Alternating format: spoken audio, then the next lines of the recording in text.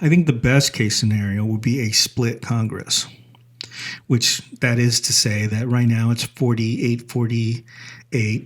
Let's say that in that runoff election, one senator goes to the Democrats and one senator goes to the Republicans. Then it is a 49-49 even split in the Senate.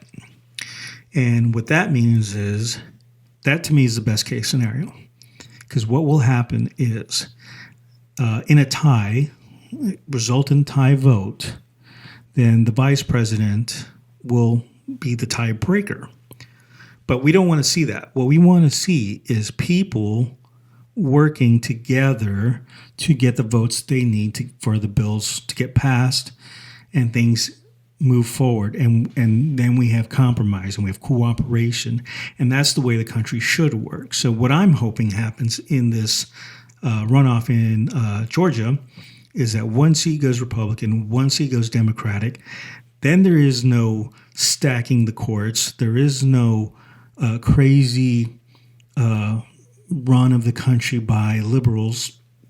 Republicans can rest easy, and you'll have, because you have a moderate president who is capable of getting, reaching across the aisle and getting people to see his side of things and working with them and compromise and getting things done.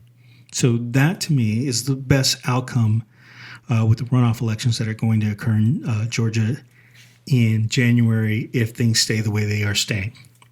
So I'm hoping for that outcome. I don't want to see the Democrats have a majority in the House and Senate. I don't believe the economy wants that. I don't think Wall Street wants that, even though progressives want that. But they have to learn, progressives have to learn that their ideals don't work for everyone in the United States. And they can't push their ideals onto everyone either. Like, people that live in other parts of the country have different viewpoints, different experiences, and you have to accept that. You can't just say that everybody is supposed to think like me and that you have to just accept that. No. And that's why this electoral system is so important. It's so that people that live in South Dakota and Idaho and Nebraska and the little towns across the country, they have a say in how this country operates. So that isn't just the people that live on the coast, the people that live in the big cities that are telling everybody else how to live their lives. So progressives got to let go of some of their things. We can push forward with our ideas, right? But you got to convince people that your idea is the good idea or the best solution.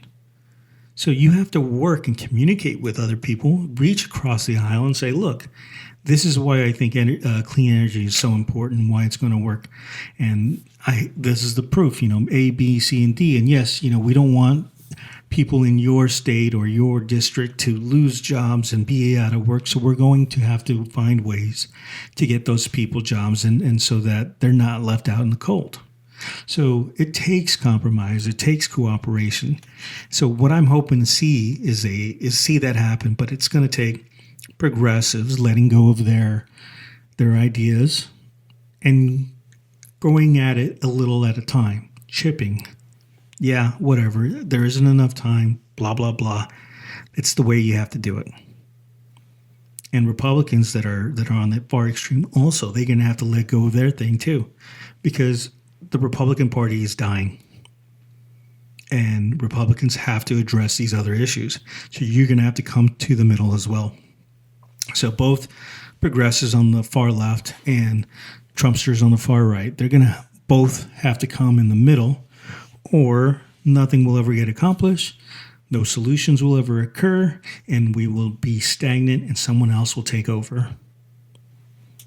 And I don't mean take over the United States, I just mean take over the world stage and be the leader that we used to be. And I don't want to see that happen.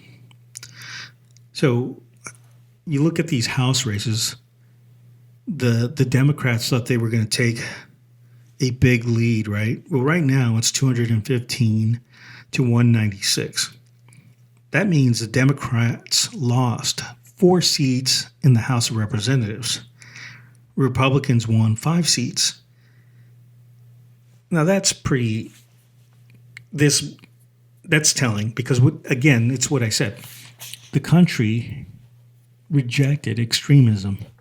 They don't want to see the far left controlling the country, and they don't want to see the far right controlling the country. They want a move towards the middle. At least that's what I'm saying.